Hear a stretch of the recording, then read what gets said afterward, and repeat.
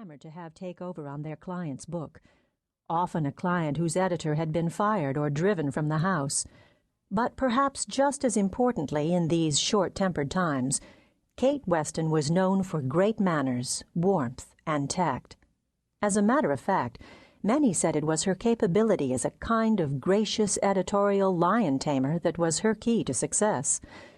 Kate also possessed a working knowledge of Bennett Fitzalan & Co. that people found extraordinary, although she didn't find it so amazing.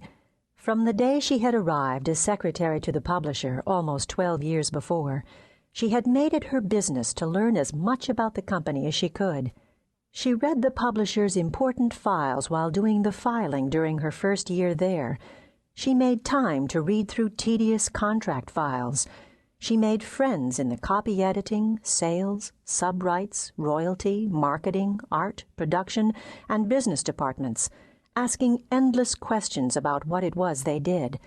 And in later years, she traveled to company warehouses, visited major retail accounts, and combed the company's historical archives, now disintegrating unattended in some warehouse, because Kate Weston, from day one, had fully intended to become publisher of Bennett Fitzalan & Co. herself.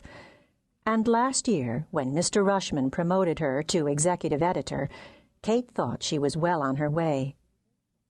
There seemed to be the distinct possibility of late, however, that there might not be a publishing house left to be publisher of, not if Mr. Rushman continued in his obsession for short-term profit at the expense of any long-range planning. And chief among Mr. Rushman's supporters in doing business this way was Rebecca DeLoop, the marketing person he had brought in as an associate publisher less than a year ago.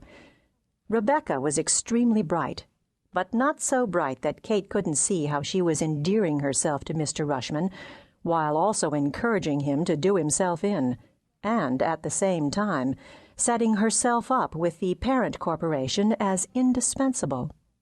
She had convinced Mr. Rushman to fire the 56-year-old editor-in-chief, and then had assigned his list of books to herself. Voila! Rebecca was suddenly the editor of some of the house's best-selling writers, without ever having spent a single day as an editor before.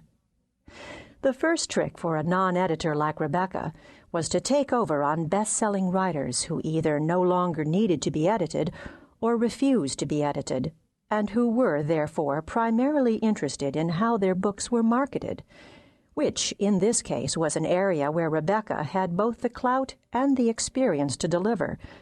The second trick was to pass off books that needed to be edited to other editors, but in such a way so as to make it look like professional generosity instead of editorial incompetence.